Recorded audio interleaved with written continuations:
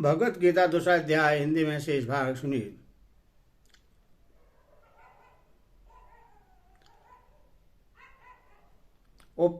उपयुक्त बहुत से हेतुओं को दिखलाकर युद्ध न करने में अनेक प्रकार की हानि का वर्णन करने के बाद भगवान युद्ध करने में दोनों तरह से लाभ दिखलाते हुए अर्जुन को युद्ध के लिए तैयार होने के लिए आज्ञा देते हैं। या तो युद्ध में मारा जाकर स्वर्ग को प्राप्त होगा अथवा संसार में जीत कर पृथ्वी का राज्य भोगेगा। इस कारण हे अर्जुन, तो युद्ध के लिए निश्चय करके खड़ा हो जा। छठे श्लोक में अर्जुन ने यह बात कही थी कि मेरे लिए युद्ध करना श्रेष्ठ है या न करना, तथा युद्ध में हमारी विजय हो गई या हमारी शत्रुओं की, इसका मैं निर्णय नहीं कर सकता। उसका उत्तर देते हुए भगवान इस वाक्य से युद्ध करते करते मारे जाने में अथवा विजय प्राप्त कर लेने में दोनों में ही लाभ दिखलाकर अर्जुन के लिए युद्ध का श्रेष्ठत्व सिद्ध करते हैं। अभिप्राय है कि यदि युद्ध में तुम्हारी शत्रुओं की जीत हो गई और तुम मारे गए तो भी अच्छी बात है, क्योंकि युद्ध में प्राण त्याग करने से तुम्हें स्वर्ग मिलेगा और यदि विजय प्राप्त कर लोगे तो पृथ्वी का राज सुख भोगोगे। अतएव दोनों ही दृष्टियों से तुम्हारे लिए तो युद्ध करना ही सब प्रकार से श्रेष्ठ है। इसलिए तुम युद्ध के लिए कमर कसकर तैयार हो जाओ।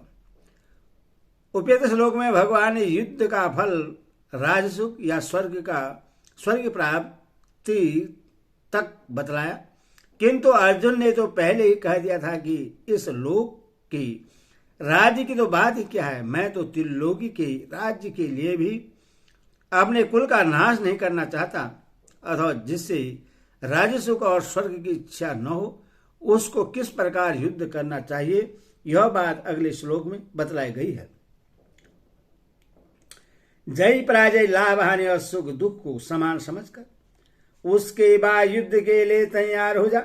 इस प्रकार युद्ध करने से तू पाप को नहीं प्राप्त होगा। जय पराजय, लाभ हानि, सुख दुख को समान समझना क्या है?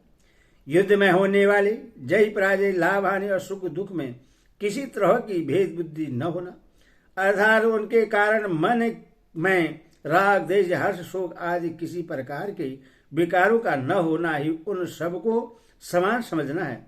उसके बाद युद्ध के लिए तैयार हो जा। इस वाक्य का क्या अभिप्राय है? इस वाक्य से भगवान ने यह भाव दिखलाया है कि यदि तुमको राज सुख और स्वर्ग की इच्छा नहीं है तो युद्ध में होने वाली विषम भाव का सर्वदा त्याग करके उपयुक्त प्रकार से युद्ध के पड़ते परिणाम में सब होकर उसके बाद तुम्हें युद्ध करना चाहिए। ऐसा युद्ध सदा रहने वाली परम शांति को देने वाला है। इस प्रकार युद्ध करने से तू पाप को प्राप्त नहीं होगा। इस वाक्य का क्या भाव है? इस वाक्य से भगवान ने अर्जुन के उन वचनों का उत्तर दिया है जिसमें अर्जुन ने युद्ध में स्वजन वध को महान पाप कर्म बतलाया है और ऐसा बतलाकर युद्ध न करना ही उचित सिद्ध किया है। अभिप्राय यह है कि उपयुक्त प्रकार के युद्ध करने में तुम्हें किसी प्रकार का किंचित मात्र पाप नहीं लगेगा, अर्थात तो शुभाशुभ कर्म बंधन रूप पाप से भी सर्वदा मुक्त हो जाएगा। यहां तक भगवान ने सांख्य योग के सिद्धांत से तथा छात्र धर्म की दृष्टि से युद्ध का औचित्य सिद्ध करके अर्जुन को समता पूर्वक युद्ध करने के लिए आज्ञा दी। अब कर्म योग के सिद्धांत से युद्ध का औचित्य बतलाने के लिए कर्म योग के वर्णन की प्रस्तावना करते हैं। हे पार्थ, यह बुद्धि तेरे लिए ज्ञान योग के विषय में कही गई और अब तू इसको कर्म योग के विषय में सुन। जिस बुद्धि से युक्त हुआ तो कर्मों के बंधन को भली भांति त्याग देगा, यानी सर्वदा नष्ट कर डालेगा। यहां ऐसा विशेषण के सहित बुद्धि पद किस बुद्धि का वाचक है और यह बुद्धि तेरे लिए ज्ञान योग के विषय में कही गई है। इस कथन का क्या भाव है? पूर्व श्लोक में भगवान ने अर्जुन को जिस संभाव से युक्त होकर युद्ध करने के लिए कहा है उसी समता का वाचक यहाँ ऐसा पद के सहित बुद्धि पद है। क्योंकि ऐसा पद अत्यंत निकटवर्ती वस्तु का लक्ष्य कराने वाला है। अतएव इस कथन से भगवान ने यह भाव दिखलाया है कि ज्ञान योग के साधन से यह संभाव किस प्रकार प्राप्त होता है। ज्ञान योगी को आत्मा का यथार्थ स्वरूप विवेक द्वारा समझकर किस प्रकार संभाव से युक्त रहते हुए वर्णाश्रमोचित विहित कर्म करने चाहिए, ये सब बातें 11वें श्लोक से लेकर 30वें श्लोक तक बतला दी गई है। 11वें श्लोक से 30वें श्लोक तक के प्रकरण में इस संभाव का वर्णन किस प्रकार किया गया है। आत्मा के यथार्थ स्वरूप को न जानने के कारण ही मनुष्य का समस्त पदार्थों में विषम भाव हो रहा है। जब आत्मा के यथार्थ स्वरूप को समझ लेने पर उसकी दृष्टि में आत्मा और परमात्मा का भेद नहीं रहता और एक सहिदारण घन ब्रह्मा से भिन्न किसी की सत्ता नहीं रहती, तब उसकी किसी में भेद बुद्धि हो ही कैसे सकती है। इसीलिए भगवान ने 11 श्लोक में मरने और जीवित रहने में भ्रममूलक इस विषम भाव या भेद बुद्धि के कारण होने वाले शोक को सर्वदा अनुचित बतलाकर उस शोक से रहित होने के लिए संकेत किया। 12वें से 13वें श्लोक में आत्मा के नित्यत्व और असंगतत्व का प्रतिपादन करते हुए यह दिखलाया है कि प्राणियों के मरने में और जीवित रहने में जो भेद प्रतीत होता है यह अज्ञान जनित है। आत्मज्ञानी धीर पुरुषों में यह भेद बुद्धि नहीं रहती, क्योंकि आत्मा सम निर्विकार और नित्य है। तदनंतर शीत उष्ण सुख दुख आदि धंतु के द्वारा भेद बुद्धि उत्पन्न करने वाले शब्दादि समस्त विषय संयोगों को अनित्य बदलाकर अर्जुन को उन्हें सहन करने के लिए उनमें सम रहने के लिए कहा है और सुख दुख आदि को सम समझने वाले पुरुष की प्रशंसा करके उससे परमात्मा की प्राप्ति का पात्र बतलाया। इसके बाद सत्यासत्य वस्तु का निर्णय करके अर्जुन को युद्ध के लिए आज्ञा देकर अगले श्लोकों में आत्मा को मानने वालों को अज्ञानी बतलाकर आत्मा के निर्विकार तत्व अकृत तत्व और नित्य तत्व का प्रतिपादन करते हुए यह बात सिद्ध कर दी कि शरीरों के नाश से आत्मा का नाश नहीं होता। इसीलिए इस मरने और जीने में विषम भाव करके तुम्हें किसी भी प्राणी के लिए किंचित मात्र भी शोक करना उचित नहीं है। इस प्रकार उक्त प्रकरण में सत्य और असत्य पदार्थों के विवेचन द्वारा आत्मा के यथार्थ स्वरूप को जानने से होने वाली समता का प्रतिपादन किया गया है। इमाम पद किस बुद्धि का वाचक है और अब तू इसको योग के विषय में सुन। इस वाक्य का क्या भाव है। इमाम पद भी उसी पूर्व श्लोक के वर्णित संभारू बुद्धि का वाचक है। अतः उपयुक्त वाक्य से भगवान ने यह भाव दिखलाया है कि वही संभा कर्म योग के साधन में किस प्रकार होता है, कर्म योग में किस प्रकार संभाव रखना चाहिए और उस समता का क्या फल है। ये सब बातें मैं अब अगले श्लोक से तुम्हें बतलाना आरंभ करता हूँ। अतः तो उन्हें सुनने के लिए सावधान हो जा। यदि यही बात है तो 31वें 37वें श्लोक तक का प्रकरण किस लिए है। यह प्रकरण अर्जुन को यह समझाने के लिए है कि तुम क्षत्रिय हो, युद्ध तुम्हारा स्वधर्म है, उसका त्याग तुम्हारे लिए सर्वदा अनुचित है और उसका करना सर्वदा लाभप्रद है। और 48वें श्लोक में यह बात समझाई गई है कि जब युद्ध करना ही है तो उससे ऐसी युक्ति से करना चाहिए जिससे वह बंधन का हेतु न बन सके। इसलिए ज्ञान योग कर्म योग इन दोनों ही साधनों में संभाव से युक्त होना आवश्यक बतलाया गया है। और इस श्लोक में उस संभाव का दोनों प्रकार के साधनों के साथ देली देव कन्या से संबंध दिखलाया गया है। यहाँ करवंदन पद का क्या अर्थ है और उपयुक्त संबुद्धि से उसका नाश कर देना क्या है। जन्म जन्मांतर में किए हुए शुभाशुभ कर्मों के संस्कार से यह जीव बधा है। तथा इस मनुष्य शरीर में पुनः अहंता, ममता, आसक्ति और कामना से नए नए कर्म करके और भी अधिक जकड़ा जाता है। अतः यहाँ इस जीवात्मा को बार बार नाना प्रकार की योनि में जन्म मृत्यु रूप संसार चक्र में घुमाने के हेतुभूत जन्म जन्मांतर में किए हुए शुभाशुभ कर्मों से संचित संस्कार समुदाय का वाचक कर बंधन पद है। कर्म योग की विधि से समस्त कर्मों में ममता, आसक्ति और फलेच्छा का त्याग करके तथा सिद्धि और असिद्धि में सम होकर, यानी राग, द्वेष, हर्ष, शोक आदि विकारों से रहित होकर जो इस जन्म और जन्मांतर में किए हुए तथा वर्तमान में किए जाने वाले समस्त कर्मों में फल उत्पन्न करने की शक्ति को नष्ट कर देना, उन कर्मों को भुने हुए बीज की भांति कर देना है, यही संबुद्धि से कर बंधन को सर्वदा नष्ट कर डालना है। इस प्रकार कर्मयोग के वर्णन के प्रस्तावना करके अब उसका रहस्यपूर्ण महत्व बतलाते हैं। इस कर्मयोग में आरंभ का अर्थात बीज का नाश नहीं है और उल्टा फल रूप दोष भी नहीं है, बल्कि इस कर्म योग रूप धर्म का थोड़ा सा भी साधन जन्म मृत्यु रूप महान भय से रक्षा कर लेता है। इस कर्म योग में आरंभ का नाश नहीं है। इस कथन का क्या भाव है?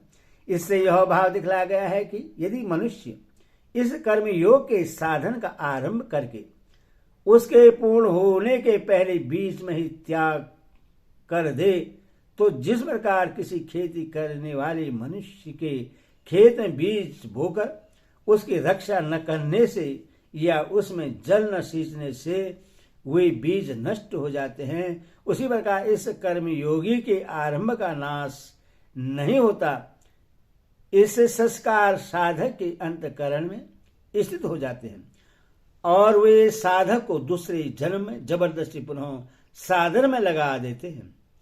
इसका विनाश नहीं होता, इसीलिए भगवान ने कर्म योग को सत्य कहा है। इसमें प्रतिवाय यानी उल्टा फल रूप दोष भी नहीं है। इस कथन का क्या भाव है? इससे यह भाव दिखलाया गया कि जहां कामना युक्त कर्म होता है वहीं उसके अच्छे बुरे फल की संभावना होती है। इसमें कामना का सर्वदा अभाव है, इसलिए इसमें प्रतिवाय अर्थात विपरीत फल भी नहीं होता। सकाम भाव से देव, पितृ, मनुष्य आदि की सेवा में किसी कारणवश त्रुटि हो जाने पर उनके रुष्ट होने से साधक का अनिष्ट भी हो सकता है, किंतु स्वार्थ रहित यज्ञ, दान, तप, सेवा आदि कर्मों के पालन में त्रुटि रहने पर भी उसका विपरीत फल रूप अनिष्ट नहीं होता। अथवा जैसे रोगनाश के लिए सेवन की हुई औषधि अनुकूल न पड़ने से रोग का नाश करने वाली न होकर रोग को बढ़ाने वाली हो जाती है, उसी प्रकार इस कर्म योग के साधन का विपरीत परिणाम नहीं होता। अर्थात यदि वह पूर्ण न होने के कारण इस जन्म में साधक को परम पद की प्राप्ति न करा सके तो भी उसके पालन करने वाले मनुष्य को न तो पूर्वकृत पापों के फलस्वरूप या इस जन्म में होने वाले आनुपंगिक हिंसादि के फलस्वरूप त्रियग योनि या नरकों का ही भोग करना पड़ता है और न अपने पूर्वकृत शुभ कर्मों के फलरूप इस लोक या परलोक के सुख भोग से वंचित ही रहना पड़ता है। वह पुरुष पुण्यवान के उत्तम लोगों को ही प्राप्त होता है और वहां बहुत काल तक निवास करके पुनः विशुद्ध श्रीमानों के घर में जन्म लेता है, अथवा योगी कुल में जन्म लेता है और पहले के अभ्यास से पुनः उस साधन में प्रवृत्त हो जाता है। प्रतिवानु न विद्यते का अर्थ कर्म योग में विघ्न बाधा रुकावट नहीं आती ऐसा ले लिया जाए तो क्या आपत्ति है। पूर्व जन्म के पाप के कारण विषयी भोगों का एवं परमादि विषयी और नास्तिक पुरुषों का संग होने से साधन में विघ्न बाधा रुकावट तो आ सकती है, किंतु निष्काम कर्म का परिणाम बुरा नहीं होता, इसीलिए विपरीत फल रूप दोष नहीं होता। यही अर्थ लेना ठीक है। अस्य विशेषण के सहित धर्मस्य पद यहाँ किसका वाचक है? पूर्व श्लोक में योग के नाम से जिसका वर्णन किया गया है वही कर्म योग का वाचक है। कर्म योग किसको कहते हैं? शास्त्र विहित उत्तम क्रिया का नाम कर्म है और संभाव का नाम योग है। अथवा ममता, आसक्ति, काम, क्रोध और लोभ, मोह आदि से रहित होकर जो समतापूर्वक अपने वर्ण, आश्रम, स्वभाव और परिस्थिति के अनुसार शास्त्र विहित कर्तव्य कर्मों का आचरण करता है वही कर्म योग है। इसी को समतत्व योग, बुद्धि योग, तदर्थ कर्म, मदर्थ कर्म और मत कर्म भी कहते हैं। इस कर्मयोग रूप धर्म का थोड़ा सा भी साधन महान भय से रक्षा कर लेता है। इस वाक्य का क्या अभिप्राय है? इससे यह भाव दिखलाया गया है कि यह कर्मयोग का साधन यदि अपनी पूर्ण सीमा तक पहुंच जाता है तब तो वह मनुष्य को उसी क्षण परम ब्रह्मा परमात्मा की प्राप्ति करा देता है। अतः इसके पूर्ण साधन के महत्व का तो कहना ही क्या है। पर यदि मनुष्य इसका कुछ आंशिक साधन कर लेता है अर्थात समतत्व की अटल स्थिति न होकर यदि मनुष्य के द्वारा थोड़े से भी कर्तव्य कर्म का आचरण संभाव से हो जाता है और वह थोड़ा सा भी संभाव यदि अंत काल में स्थिर हो जाता है तब तो उसी समय मनुष्य को निर्वाण ब्रह्मा की प्राप्ति करा देता है। नहीं तो वह जन्मांतर में साधक को पुनः साधन में प्रवृत्ति करके परम गति की प्राप्ति करा देता है। इस प्रकार यथा समय उसका अवश्य उद्धार कर देता है। समकाम भाव से हजारों वर्षों तक किए हुए बड़े से बड़े यज्ञ, दान, तप, तीर्थ सेवन और व्रत, उपवास आदि कर्म भी मनुष्य का संसार से उद्धार नहीं कर सकते और समभाव से किए हुए शास्त्र विहित भिक्षाटन, युद्ध, कृषि, वाणिज्य, सेवा और शिल्प आदि छोटे से छोटे जीविका के कर्म भी भावपूर्ण होने पर क्षण मात्र में संसार से उद्धार करने वाले बन जाते हैं, क्योंकि कल्याण साधन में कर्म की अपेक्षा भाव की ही प्रधानता है। जबकि यह कर्म योग का थोड़ा सा साधन वृद्धि को प्राप्त होने पर भी महान भय से रक्षा करता है। तब फिर थोड़े का क्या महत्व है? निष्काम भाव का परिणाम संसार के उद्धार करना है। अतः वह अपने परिणाम को सिद्ध किए बिना न तो नष्ट होता है और न उसका कोई दूसरा फल ही हो सकता है। अंत में साधक को पूर्ण निष्काम बनाकर उसका उद्धार कर ही देता है। यही उसका महत्व है। यही कर्म योग का थोड़ा सा साधन भी महान भय से रक्षा करने वाला है। तब उसकी पूर्ण साधन करने की क्या आवश्यकता है? थोड़ा सा भी साधन भी रक्षा करने वाला तो है, इसमें कोई संदेह नहीं, पर उसमें समय का नियम नहीं है। पता नहीं वह इस जन्म में उद्धार करे या जन्मांतर में, क्योंकि वह थोड़ा सा साधन कर्म से वृद्धि को प्राप्त होकर पूर्ण होने पर ही उद्धार करेगा। अधम शीघ्र कल्याण चाहने वाले प्रयत्नशील मनुष्यों को तो तत्परता और उत्साह के साथ पूर्ण रूप में ही समतत्व प्राप्त करने की चेष्टा करनी चाहिए। महान भय किससे कहते हैं और उससे रक्षा करना क्या है? जीवों का सबसे अधिक भय मृत्यु से होती है। अथवा अनंत काल तक पुनः जन्मते और मरते रहना ही महान भय है। इसी जन्म मृत्यु रूप महान भय को भगवान ने आगे चलकर मृत्यु संसार सागर के नाम से कहा है। जैसे समुद्र में अनंत लहरें होती हैं, उसी प्रकार इस संसार समुद्र में भी जन्म मृत्यु की अनंत लहरें उठती और शांत होती रहती हैं। समुद्र की लहरें चाहे गिन भी ली जा सकते हैं, पर जब तक परमात्मा के तत्व का यथार्थ ज्ञान नहीं होता तब तक कितनी बार मरना पड़ेगा इसकी गणना कोई भी नहीं कर सकता। ऐसे इस मृत्यु रूप संसार समुद्र से पार कर देना, सदा के लिए जन्म मृत्यु से छुड़ाकर इस प्रपंच से सर्वदा अतीत सच्चिदानंद घन ब्रह्मा से मिला देना ही महान भय से रक्षा करना है। हरि ओम तत्सत, हरि ओम तत्सत।